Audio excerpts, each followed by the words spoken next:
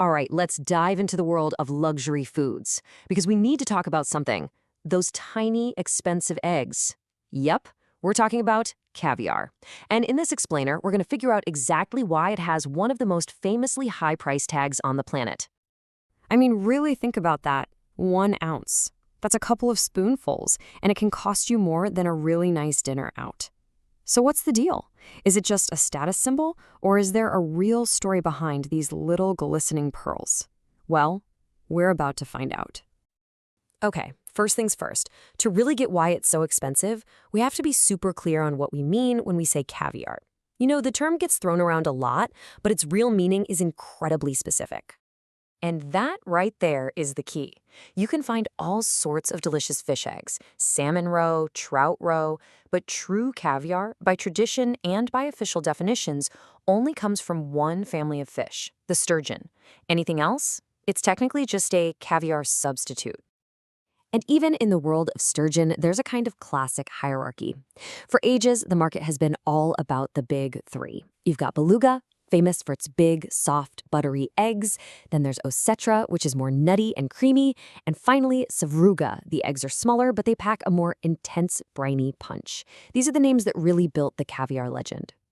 So, this brings us to the first and, honestly, the biggest reason for caviar's price, the fish itself. The sturgeon isn't just any old fish. We're talking about an ancient species that's been swimming in our waters since the time of the dinosaurs. Some of them can live for over 100 years. And that's the heart of the matter. It's kind of wild to think about, but back in the 1800s, sturgeon were so common in America that bars would give caviar away for free just to make people thirsty. But then came centuries of overfishing, especially in the Caspian and Black Seas, that pushed them to the brink of extinction. This incredible scarcity is the foundation of caviar's value today. You just can't have a cheap product when it comes from a critically endangered animal. And this right here? This just shows you the insane amount of patience required. Raising a sturgeon for caviar isn't a quick project. It's a massive, long-term investment. For a sterlet sturgeon, you might be waiting 4 to 5 years. For an ostra, you're looking at 8 to 12 years. And for the legendary beluga sturgeon, get this. A farmer could be waiting 18, 20, or even more years before that fish is mature enough to produce eggs. And it's not just that long wait for them to grow up. Here's another layer of scarcity. A mature female sturgeon doesn't produce eggs every single year. Nope. Depending on the species, she might only spawn once every 2 to 10 years. That makes the supply not just limited, but also super infrequent. So we've got an ancient, rare fish that takes forever to mature. But the journey from that fish to the fancy little tin on the shelf, well, that adds a whole other level of cost and complexity. Harvesting caviar is nothing like a factory assembly line. It's way more like surgery.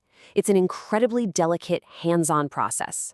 First, experts use an ultrasound, believe it or not, to see if the eggs are perfectly ripe. A day too soon or a day too late, and they're ruined. Then, the roe is removed with extreme care and gently pushed through a sieve to separate the eggs without breaking a single one.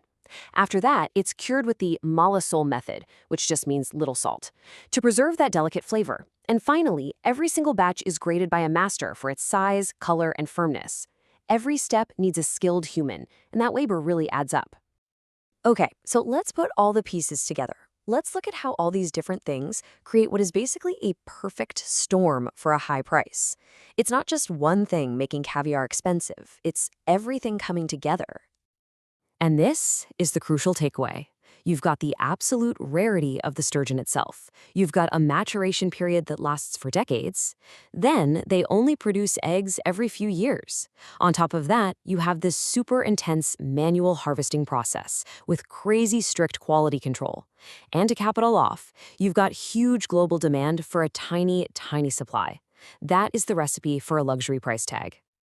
So, with fishing for wild sturgeon pretty much banned to protect them, you might be wondering, where does all this caviar actually come from today?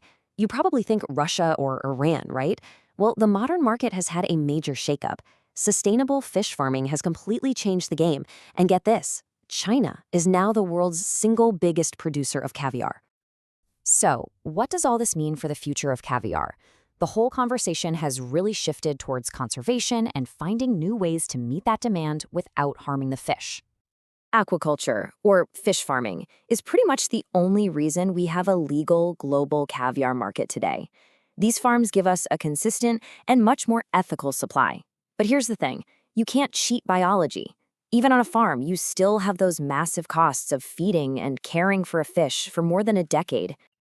But hey, if you're curious and you want to get that vibe without, taking out a small loan, there are so many amazing and affordable options out there.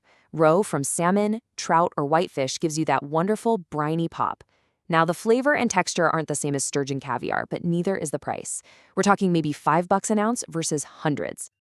At the end of the day, what people are paying for is this unique experience. It's not just a salty snack. It's about that signature velvety texture, the clean little pop you get when the pearls burst, and a really complex flavor that's buttery and nutty and briny all at once. So that brings us to the big question, and I'll leave you with this to think about. After hearing about the ancient fish, the decades of waiting, and the painstaking process, what do you think? Is the incredible value of caviar really all about its unique taste? Or is it a luxury that's born from the simple, powerful fact that it is, and probably always will be, incredibly rare?